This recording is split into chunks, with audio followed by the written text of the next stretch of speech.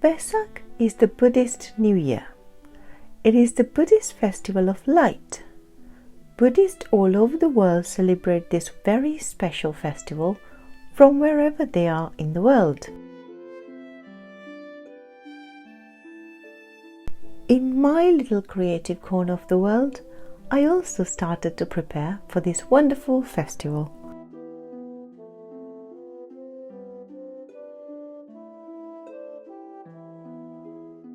When I was very young and lived in Sri Lanka, I remember celebrating it with my grandparents. My earliest memory of Vesak was making Vesak Lanterns in my granddad's house. I think I was about 4 or 5 years old. It was before I started schooling. There were some friends from the neighborhood and we made Vesak Lanterns together. From then on, every year I remember making Vesak Lanterns with whatever material I had.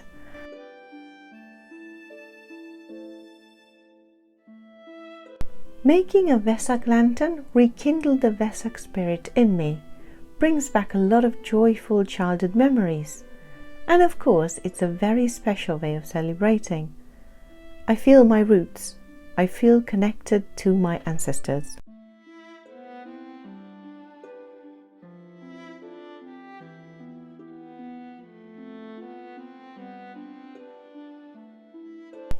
When I was in university, I made a feeble effort of making sad-looking paper lanterns, mainly because I was scared of being accused of setting my flat on fire.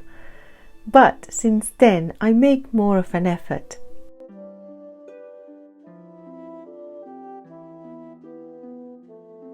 This year, I decided to go completely traditional, and I challenged myself as well as my family to make a Vesak lantern in a style they haven't tried before.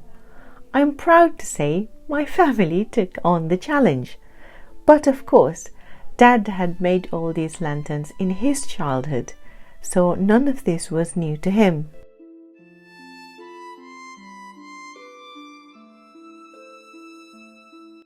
Sometimes some traditions we pass on from one generation to another are important.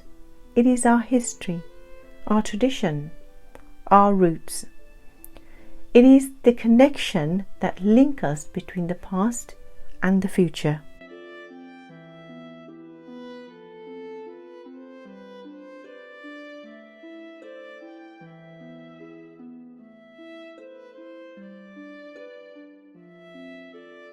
So we bought the bamboo sticks from a garden shop and started this project. It was lovely to be able to spend some creative time with my family, making Vesak lanterns. It was a time of sharing, caring, learning, and being creative.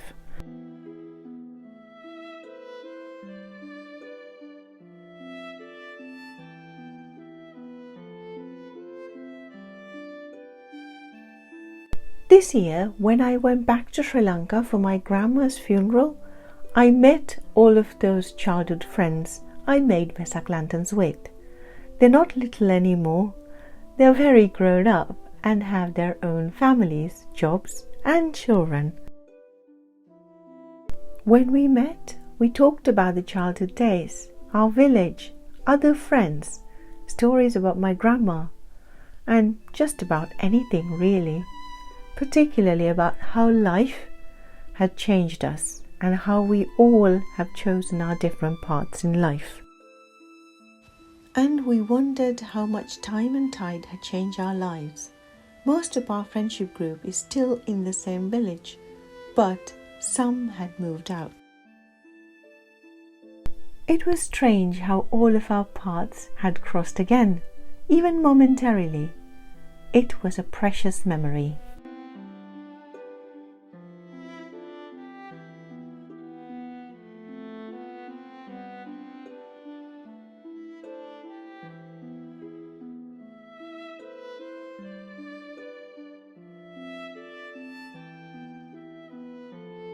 And here I am in my journey, making Vesak lanterns with my nephew.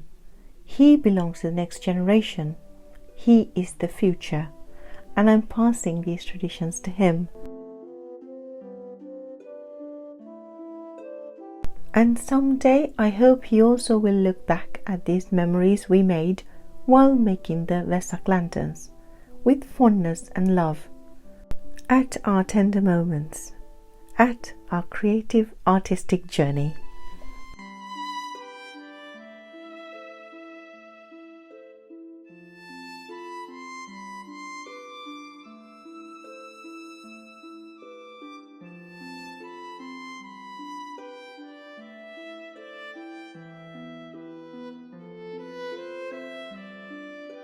Making a Vesak lantern teaches a lot of things about life.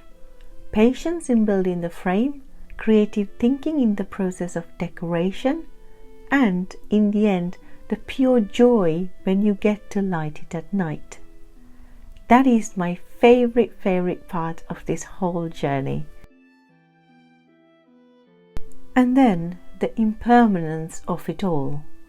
This lantern that I make with so much love and care will wither, will get wet in the rain, will rip and get damaged, will even catch fire accidentally. If it is lucky enough to get to the ripe old age of 12 months, it will decay naturally anyway.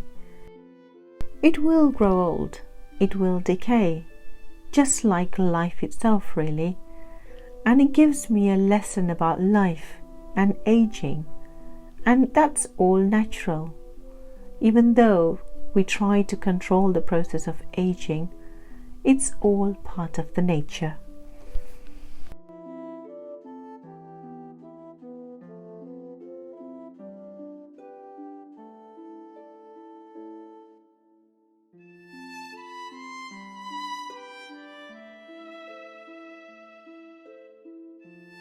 For me, Vesak is a time to learn, reflect, and change my ways. And it also helps me to appreciate my past, my childhood, and to be grateful for every memory I have and for those people who made it beautiful. And then again, give the same treasured memories, pass it on to the next generation.